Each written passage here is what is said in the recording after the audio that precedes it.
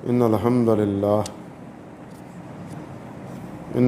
لله رب العالمين والصلاة والسلام على سيد الأنبياء والمرسلين وعلى آله وصحبه ومن تبعهم بإحسان إلى يوم الدين وأشهد أن لا إله إلا الله وحده لا شريك له وأشهد أن محمدًا عبده ورسوله اما بعد۔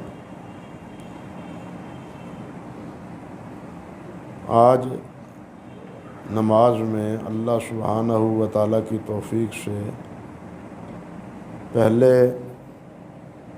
سورۃ طٰہٰ تلاوت ہوئی،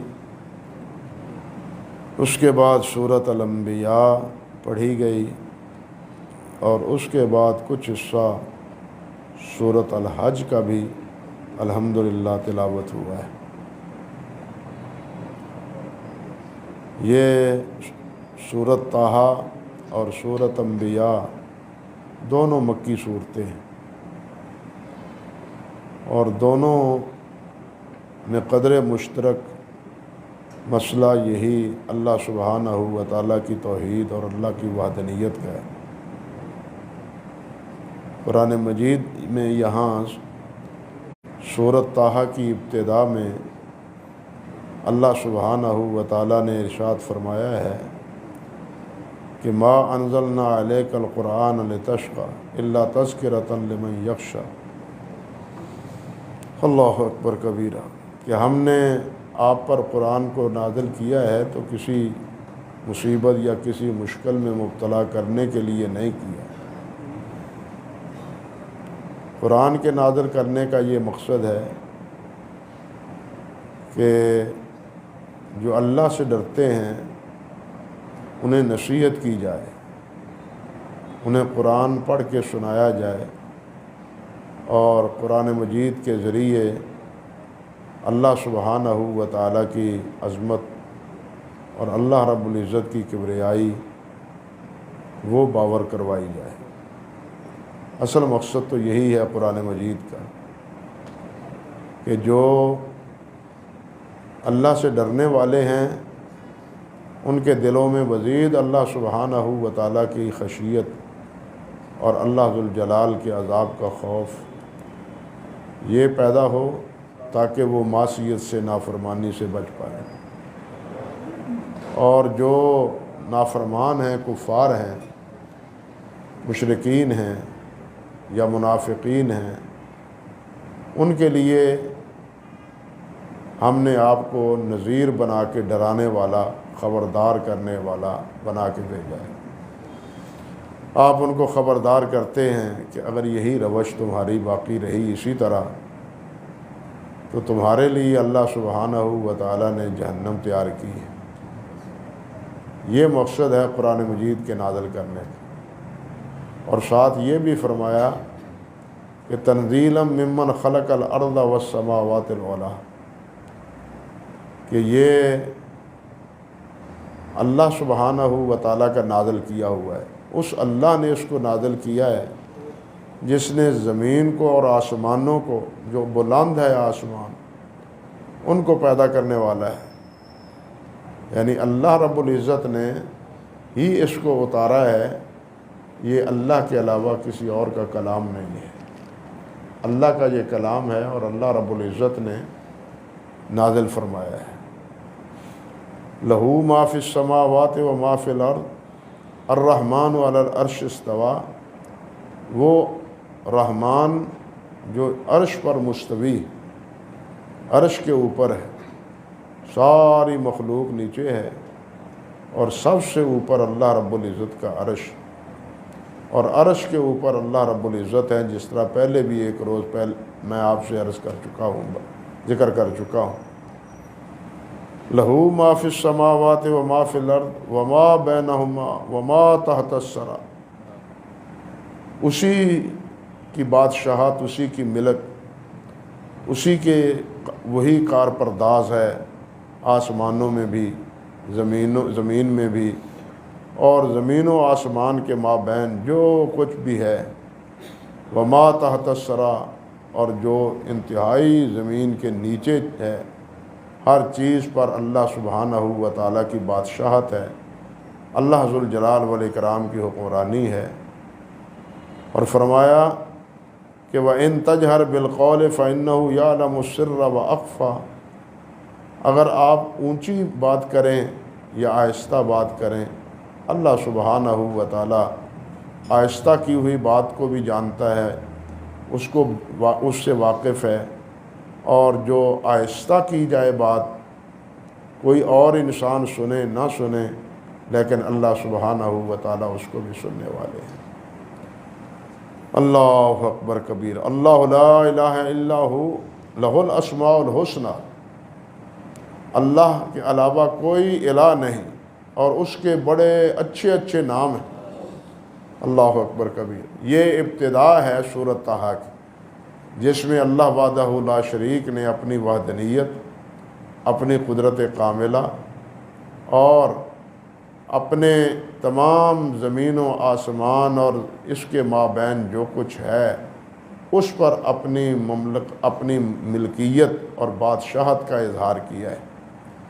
یہ بات کہنے کے بعد پھر اللہ سبحانہ و تعالیٰ نے بڑی تفصیل کے ساتھ حضرت موسیٰ علیہ السلام کا ذکر کیا ہے، اور وہ بھی ان الفاظ سے اللہ تعالیٰ نے ذکر کیا، وَهَلْ أَتَاكَ حَدِيثُ مُوسیٰ، کیا آپ کے پاس موسیٰ علیہ السلام کی بات آئی ہے، ان کا قصہ آیا ہے آپ کے پاس؟ اور پھر جب مدین سے نکلے ہیں اپنے اہلیہ کو لے کے مصر واپس آنے کے لیے، تو راستے میں جب انہیں نبوت ملی اس کا تذکرہ ہے۔ حضرت موسیٰ علیہ السلام کا یہ ذکر اس صورت میں، مکی صورت میں، اس لیے اللہ رب العزت نے بیان فرمایا ہے کہ اہل مکہ وہ یہود سے بھی ملتے جلتے تھے اور عیسائیوں سے بھی ملتے جلتے تھے۔ عیسائی وہ بھی موسیٰ علیہ السلام کی نبوت کا اعتراف کرتے تھے، اور یہودی تو تھے ہی موسیٰ علیہ السلام کے پیروکار اور تورات کو ماننے والے۔ اس نسبت سے مشرکین مکہ جو تھے وہ حضرت موسیٰ علیہ السلام کی رسالت اور نبوت کو مانتے تھے کہ وہ واقعی نبی گزرے ہیں۔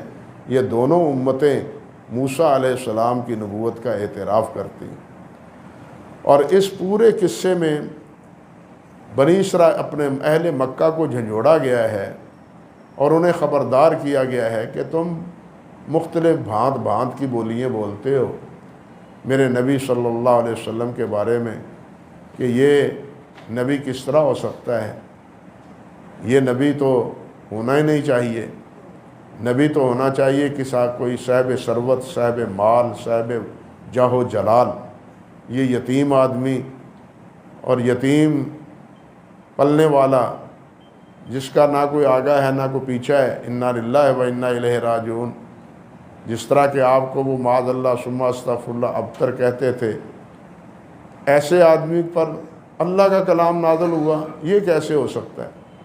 اللہ سبحانہ و تعالیٰ نے یہاں بالکل ابتدا ہی میں یہ بات واضح فرما دی ہے کہ موسیٰ علیہ السلام جن کو تم نبی مانتے ہو، کیا ان کا حال تمہیں معلوم نہیں ہے؟ ان کو نبوت کیسے ملی تھی؟ ان کے پاس کیا جاہ و جلال تھا؟ ان کے پاس کتنی سلطنت اور کتنی بادشاہت اور کتنے مال و دولت تھا؟ یا ان کے ہاں کتنی فوجی قوت تھی، طاقت تھی؟ یا ان کے ہم نوا کتنے تھے؟ وہ تو مسافر تھے، سفر کر رہے تھے، مدین سے مصر کی طرف بڑھ رہے تھے، آگے شام کی راستے میں جب پہنچے ہیں تو وہاں اللہ سبحانہ و تعالیٰ نے انہیں نبی بنا دیا ہے۔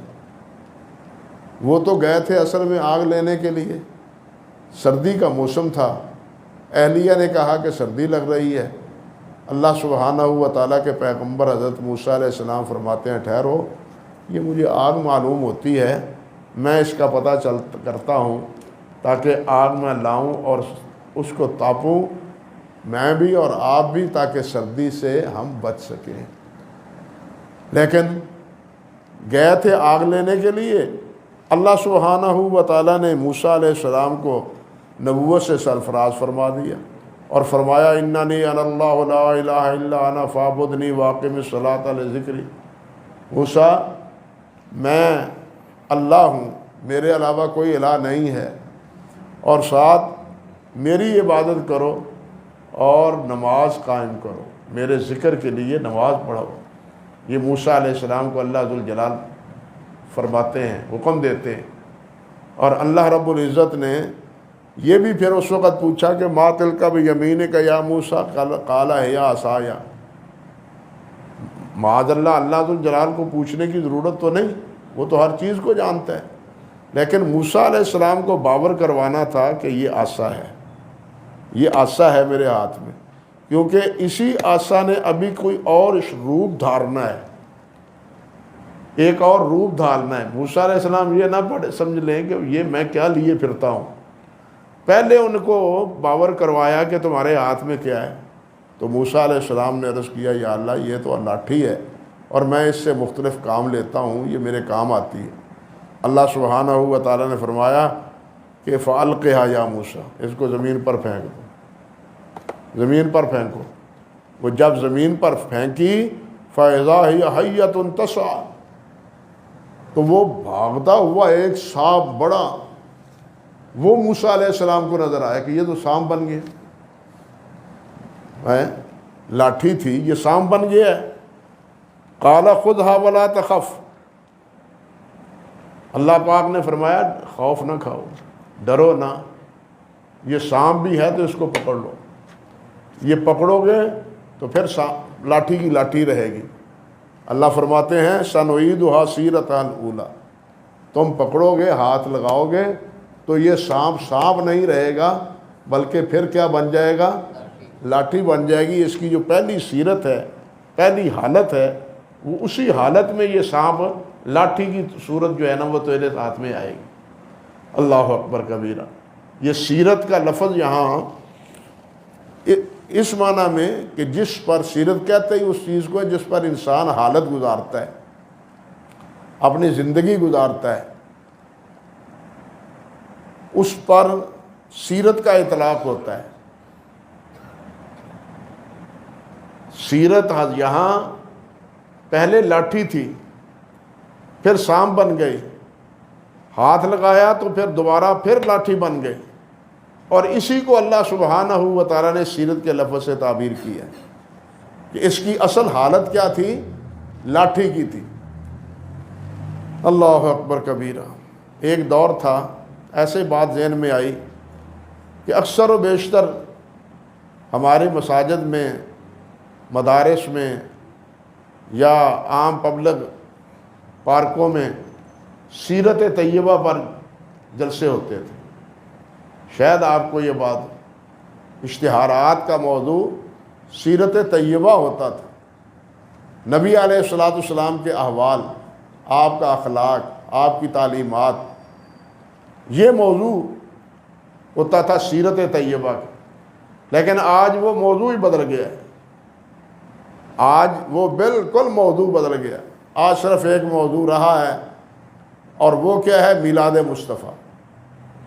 میلاد مصطفیٰ نے آ کے سیرت کا موضوع بالکل ختم کر دیا۔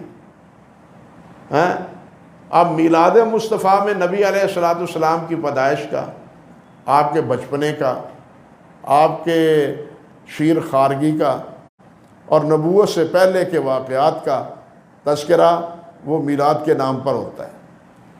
میں ایک بات آپ سے عرض کرتا ہوں، ذرا سوچنے اور سمجھنے کی کوشش کریں۔ نبی علیہ الصلوۃ والسلام کی دو حیثیتیں ہیں۔ ایک حیثیت وہ ہے جو نبوت سے پہلے، ایک حیثیت وہ ہے جو نبوت کے بعد۔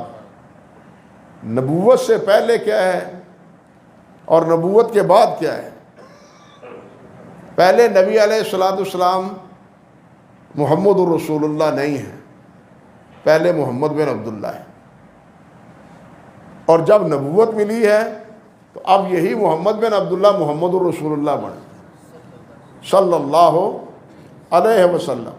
اور جب اب نام دیا جاتا ہے محمد الرسول اللہ تو زبانیں کیا کہتی ہیں؟ صلی اللہ علیہ وسلم۔ حیثیت بدل گئی، حیثیت نوعیت بدل گئی۔ ولادت سے 40 سال تک اللہ ذوالجلال نے کیا فرمایا ہے؟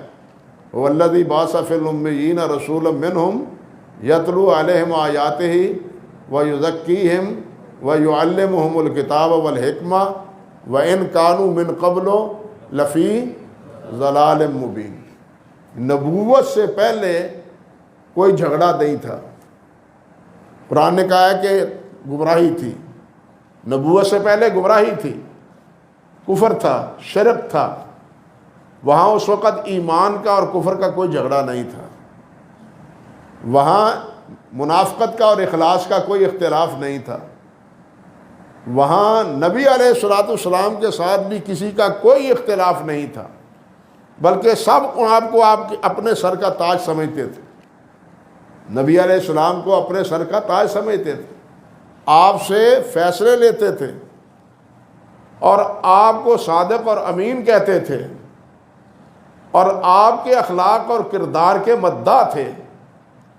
ابو سفیان نے کہا تھا، صحیح بخاری کی روایت ہے، کہ جب وہ ہرقل کے دربار میں نبی علیہ الصلوۃ والسلام کا مکتوب مبارک پہنچا ہے تو شام میں اس وقت ابو سفیان وہ بھی گئے ہوئے تھے۔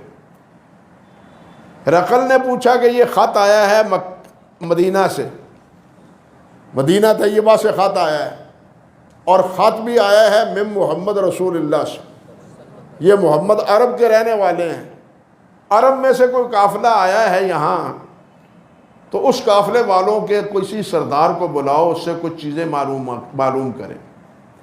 پتہ کروایا کہ تجارت کے لیے کچھ لوگ یہاں آئے ہوئے ہیں، اور اس تجارت کے جو امیر تھے وہ ابو سفیان تھے۔ ابو سفیان کو بلایا ہرقل نے اور پوچھا کہ تمہارے علاقے میں، تمہارے خاندان میں، قبیلے میں، عرب میں کوئی محمد نامی انسان ہے؟ ہاں جی ہے۔ آپ ان کو جانتے ہیں؟ جانتا ہوں۔ کیا تعارف ہے؟ ہمارے خاندان سے، ہمارے قبیلے سے، مکہ مکرمہ کے ہیں، وہ مدینہ چلے گئے ہیں، ہم مکہ مکرمہ میں رہتے ہیں۔ اور ہرقل پوچھتا ہے کہ اس نے کبھی جھوٹ بولا ہے؟ ابو سفیان کہتے ہیں کبھی نہیں جھوٹ بولا، ہمیشہ سچی بات کہی۔ وہ کہتا کیا ہے؟ دعوت کیا دیتا ہے؟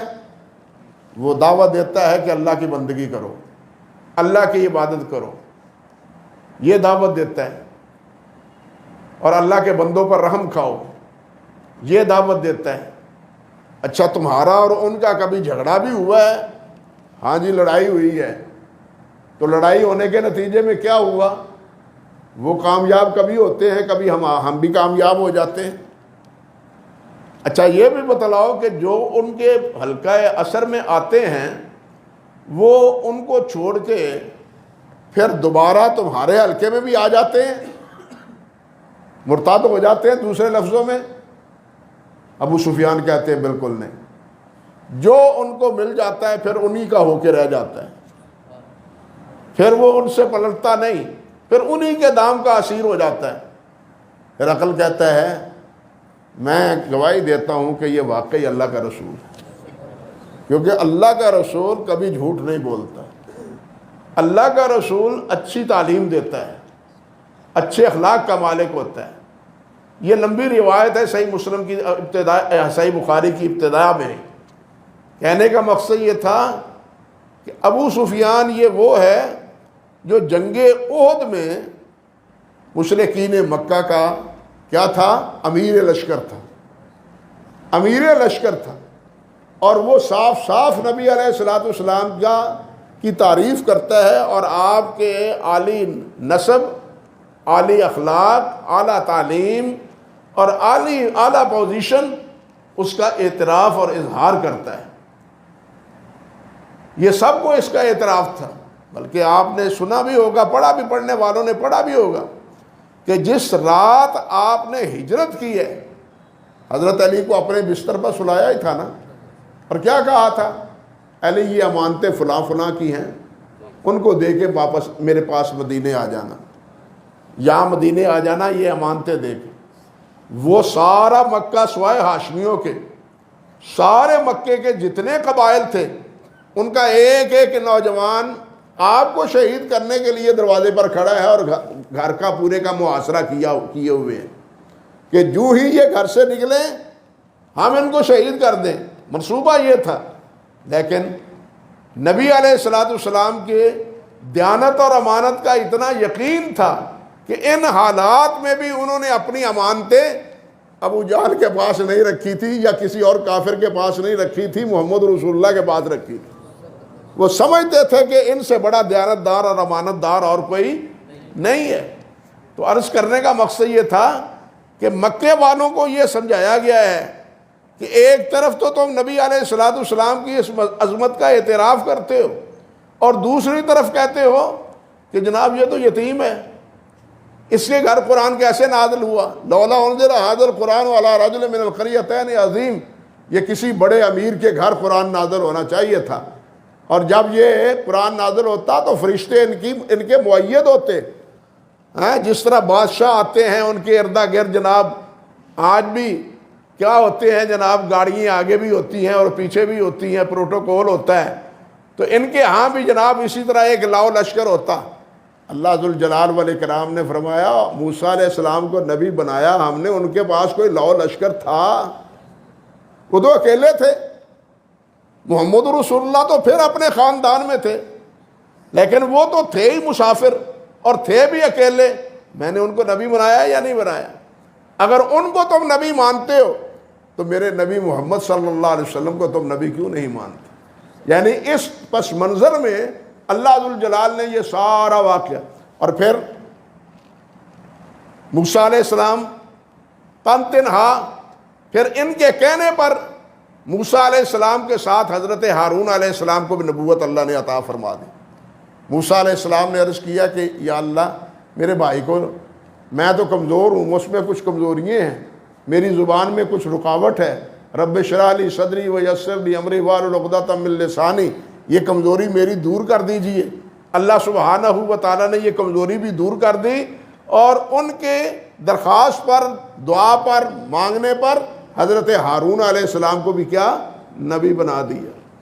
ہارون بھی نبی بن گئے، وہ اپنے گھر میں بیٹھے ہوئے ہیں، مصر میں بیٹھے ہوئے ہیں، اور یہ مسافر ہیں، ان کے کہنے پر وہ بھی نبی بن گئے۔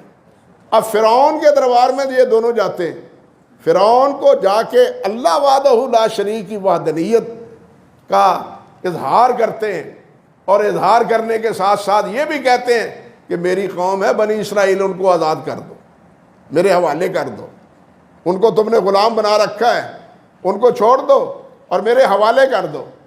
فرعون نے کہا تم کیسے اللہ کے رسول ہو؟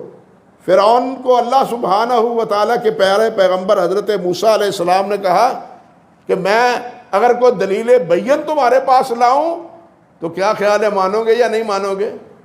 ہاں جی مانیں گے۔ کیا دلیل ہے؟ موسیٰ علیہ السلام نے دربار میں وہی آسا پھینک دیا، وہ آسا پھینکا، اژدہا بن گیا، سانپ بن گیا، اور پھر موسیٰ علیہ السلام نے بغل سے ہاتھ نکال کے فرعون کے سامنے کیا تو ہاتھ اس طرح روشن ہو گیا جس طرح کہ سورج ہوتا ہے۔ فرعون اور اس کے سارے حواری کہنے لگے یہ تو بہت بڑا جادوگر ہے، یہ بہت بڑا جادوگر ہے۔ ماننے کی بجائے فرعون نے کیا موسیٰ علیہ السلام کو جادوگر کہا۔ اللہ ذوالجلال نے فرمایا تم بھی تو میرے نبی کو جادوگر کہتے ہو۔ فرعون نے بھی کہا تھا تمہارا کھاتا ان کے ساتھ ملتا ہے، فرعون کے ساتھ، لیکن نبی مانتے ہو موسیٰ علیہ السلام کو، تم فرعون نہیں مانا تھا، وہ جادوگر کہتا تھا، اور تم بھی محمد صلی اللہ علیہ وسلم کو کیا کہتے ہو؟ جادوگر کہتے ہو۔ اور آپ کو ساحر اور جادوگر کیوں کہتے تھے؟ ساحر اور جادو کیوں گر کہتے تھے؟ اس کے مختلف اسباب تھے، میں صرف ایک واقعہ آپ کے سامنے رکھتا ہوں۔ مفسرین نے بھی لکھا ہے، تاریخ میں بھی، سیرت، آپ کی سیرت طیبہ میں بھی یہ بیان ہے کہ ایک باہر سے آدمی آیا اونٹ لے کے آیا، اس نے فروخت کرنا چاہا۔ عمر بن حشام نے، ابو جہل جس کو کہتے تھے، اور عرب اس کو ابو الحکم کہتے تھے، سردار تھا بنو خزا، اپنا کیا قبیلہ تھا اس کا، ذہن سے نام نکل گیا اب، بنو مخزوم. بنو مخزوم بہت بڑا قبیلہ تھا، جس طرح بنو ہاشم ہے اسی طرح بنو مخزوم اور بنو امیہ، یہ تین پاپولر قبیلے سے. اور میں ذکر کروں، اشارہ کرتا ہوں صرف، حضرت ابو بکر صدیق رضی اللہ تعالیٰ عنہ کو جس وقت خلیفہ بنایا گیا ہے، اور جا کے کسی نے ابو قحافہ جو حضرت ابو بکر صدیق کے والد تھے ان سے کہا آپ کے بیٹے کو خلیفہ نامزد کر دیا گیا ہے. میرے بیٹے کو؟ بنو مخزوم کوئی نہیں، بنو ہاشم میں کوئی بھی نہیں، بنو ہاشم مان گئے ہیں اور بنو مخزوم مان گئے ہیں، بنو امیہ کے ایک ساتھی مان گئے ہیں. یہ سوال کیا، یعنی پاپولر جو قبیلے تھے ان کا نام لیا حضرت ابوبکر صدیق نے کہ یہ مان گئے. تو یہ بڑا، اور یہ ابو جال اور بہت سی باتیں کرتا تھا، چھوڑتا ہوں ان چیزوں کو. تو وہ اونٹ اس سے عمر بن ہشام نے، ابو جہل نے لے لیے، لیکن پیسے ادھار کیے کہ پیسے دے دوں گا، پیسے مارتا ہوں، مکے کا چودھری ہوں، پیسے تجھے مل جائیں گے. وہ پھر ایک دفعہ پیسے لینے کے لیے آیا، ابو جہل نے کہا میرے پاس ابھی کوئی پیسہ نہیں ہے.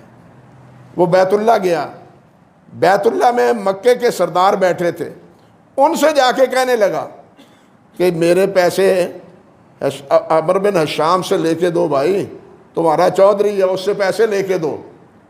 اللہ اکبر کبیرہ. اس وقت بیت اللہ میں ایک کونے میں نبی علیہ الصلوۃ والسلام بھی تشریف فرما تھے.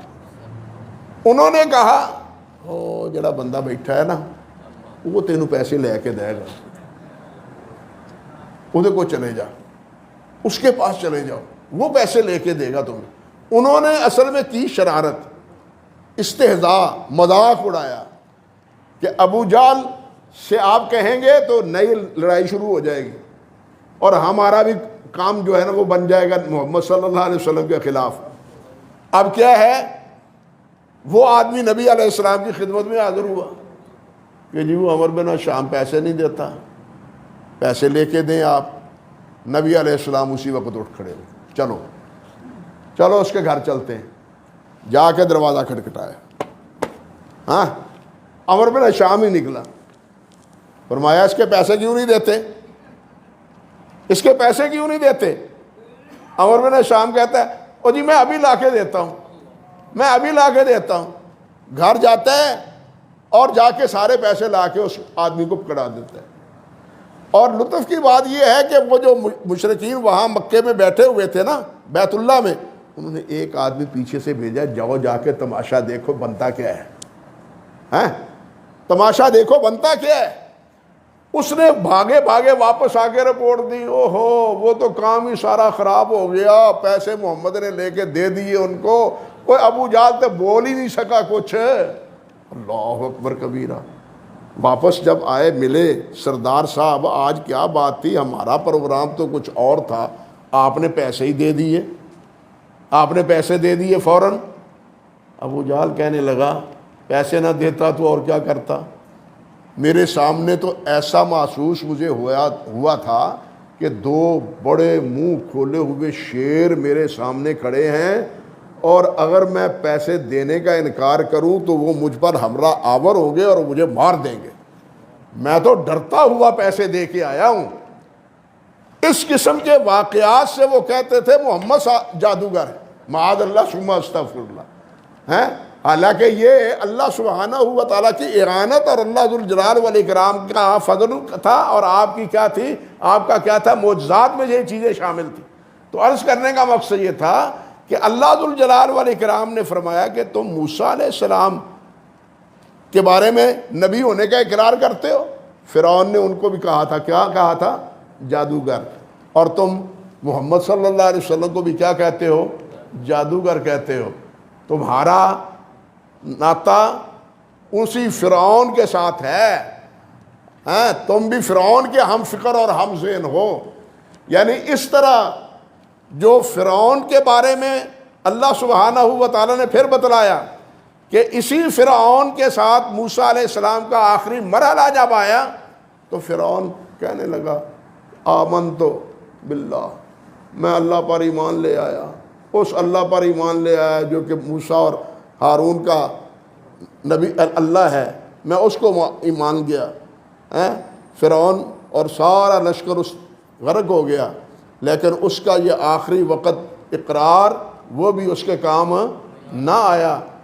اشارہ ہے کہ ایک وقت آئے گا جس طرح آج تم فرعون نے نہیں مانا تھا اور فرعون غرق ہوا، برباد ہو گیا، ایک وقت آئے گا آج تم محمد صلی اللہ علیہ وسلم کو نہیں مان رہے، جادوگر کہتے ہو، ایک وقت آئے گا تو محمد صلی اللہ علیہ وسلم کو مانو گے، اقرار کرو گے۔ جب پوچھیں گے آپ تمہارا میرے بارے میں کیا خیال ہے فتح مکہ کے موقع پر، تو کیا کہا تھا انہوں نے؟ کریم ابن کریم ابن کریم، کریم ابن کریم ابن کریم۔ ہم تو سمجھتے ہیں کہ آپ بھی کریم ہیں، آپ کے باپ بھی کریم ہیں، آپ کے دادا بھی کریم، ہم آپ سے رحم کی امید رکھتے ہیں۔ اور نبی علیہ السلام نے پھر فرمایا کہ اذهبوا انتم الطلقاء، اشارہ یہ تھا کہ جس طرح موسیٰ علیہ السلام کامیاب اور کامران ہوئے، بالکل اسی طرح میرا یہ نبی محمد صلی اللہ علیہ وسلم بھی کامیاب اور کامران ہو۔ تو اس طرح یہ ساری صورت جو ہے اس پس منظر میں اللہ سبحانہ و تعالیٰ نے نازل فرمائی ہے۔ اور صورت کا اختتام پھر حضرت آدم اور حضرت حوا علیہ السلام اور شیطان کے اس واقعے کو پھر یہاں دہرایا ہے، اور اس واقعے سے بھی اشارہ مقصد یہ ہے کہ شیطان کے ہتھے تم نے نہیں چڑھنا۔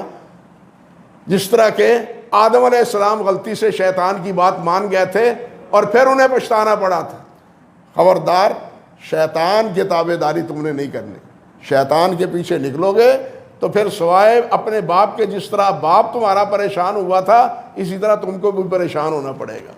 اسی طرح آگے پھر سورۃ انبیاء ہے، یہاں تو صرف یہی واقعہ ہے، لیکن انبیاء میں تقریباً حضرت ابراہیم علیہ السلام، حضرت موسیٰ علیہ السلام کا پھر مختصر، حضرت ادریس کا، حضرت نوح علیہ السلام کا، حضرت اسحاق کا، حضرت اسماعیل کا، حضرت لوط علیہ السلام کا، حضرت ان انبیاء کرام علیہ السلام کے نام بنام ذکر کیا ہے اور بتلایا ہے کہ ان تمام انبیاء کرام علیہ السلام کی وہی دعوت ہے جو آج محمد رسول اللہ کی دعوت ہے، جو آپ کی دعوت ہے۔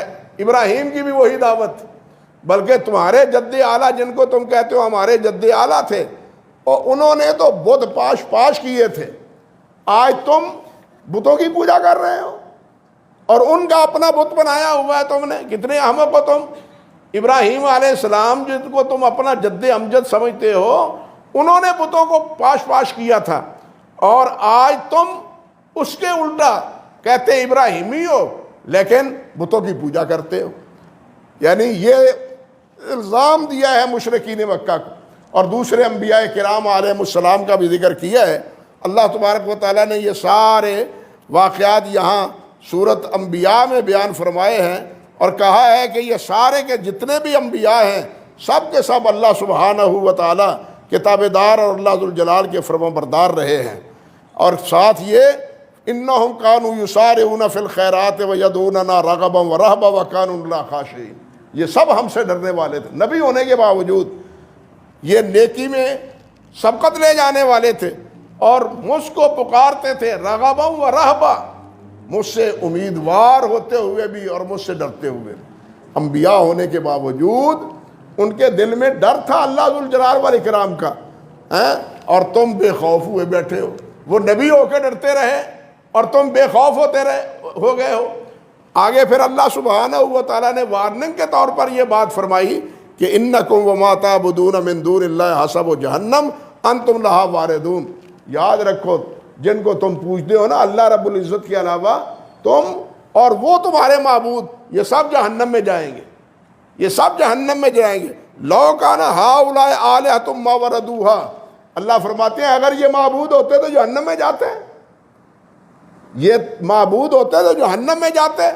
جب یہ آیت نازل ہوئی تو ایک مشرک وہ کہنے لگا، عبداللہ اس کا نام تھا، وہ کہنے لگا مکے کے دوسرے ساتھیوں سے، اور تم سے تو کوئی بات ہی نہیں ہوئی، میں وہاں ہوتا جب محمد نے یہ بات کہی ہے صلی اللہ علیہ وسلم تو میں ان کو جواب دیتا، جاؤ جا کے بات کر لو۔ وہ آیا نبی علیہ السلام کی خدمت میں، آ کے پوچھنے لگا کہ آپ نے یہ بات کہی ہے کہ تم اور تمہارے جو اللہ کے علاوہ جتنے معبود ہیں وہ سب جہنم میں جائیں گے؟ نبی علیہ السلام نے فرمایا ہاں، اللہ نے فرمایا ہے، اللہ نے مجھے بتلایا ہے، پیغام دیا ہے۔ تو وہ کہنے لگا پھر بتلاؤ عیسیٰ علیہ السلام کہاں ہوں گے، عزیر علیہ السلام کہاں ہوں گے، ملائکہ کہاں ہوں گے؟ فرشتوں کی بھی تو پوجا ہوتی ہے نا۔ عیسیٰ علیہ السلام کو بھی اللہ کا بیٹا بنا کے لوگوں نے ان کی پرستش شروع کی ہوئی ہے، معبود بنایا ہوا ہے نا۔ عزیر کو بھی اللہ کا بیٹا بنا کے ان کی پرستش یہودی کرتے ہیں نا بعض، تو وہ کہاں ہوں گے؟ وہ بھی جہنم میں ہوں گے؟ یہ سوال داغا اس نے۔ فوراً اللہ سبحانہ و تعالیٰ کی طرف سے پیغام آیا، ان الذین سبقت لہم من الحسنی اولئک عنہا مبعدون، کہ جن کے بارے میں اللہ کا وعدہ جنت کا ہے وہ جہنم سے دور رہیں گے، وہ جہنم سے دور رہیں گے۔ اور یہ وہ جہنم میں جائیں گے معبود آنے باطلا جو لوگوں کو اپنی عبادت کی دعوت دیتے تھے، جو خود کو سجدہ کرواتے تھے، نظر و منت لیتے تھے ان کی، اور ان کے کمروں کو ٹھونکتے تھے۔ یہ ان کا انجام ہوگا۔ عیسیٰ علیہ السلام نے تو روکا ہے، عیسیٰ علیہ السلام نے تو گود میں روکا تھا اور یہ کہا تھا انی عبداللہ آتانی الکتاب وجعلنی نبیا، اور ساتھ یہ بھی کہا تھا کہ ان اللہ ربی و ربکم فاعبدوہ ھذا صراط مستقیم، کہ میرا اور تمہارا رب اللہ ہے اور اللہ کی عبادت کرو، یہی صراط مستقیم ہے۔ عیسیٰ علیہ السلام نے تو بچپن میں یہ کہا تھا، زندگی میں بھی عیسیٰ علیہ السلام یہی بات کہتے رہے، یہی دعوت دیتے رہے۔ اس لیے عیسیٰ علیہ السلام اس سے بری الذمہ ہے، مشرکین سے بری الذمہ ہے، عزیر علیہ السلام بھی بری الذمہ ہے۔ فرشتوں نے بھی نہیں کہا، فرشتے بھی قیامت کے دن انکار کر دیں گے کہ ہماری عبادت نہیں کرتے تھے، بل کانوا یعبدون الجن، بلکہ یہ شیاطین کی، جنوں کی عبادت کرتے تھے۔ تو اللہ سبحانہ و تعالیٰ نے یہ تہدید آمیز بات فرمائی کہ تم اور تمہارے یہ معبود جن کی تم پرستش کرتے ہو اللہ کے علاوہ، ان کا انجام بڑا خطرناک ہونے والا ہے اگر تم اپنی ان عقائد سے اور اعمال سے باز نہ آئے۔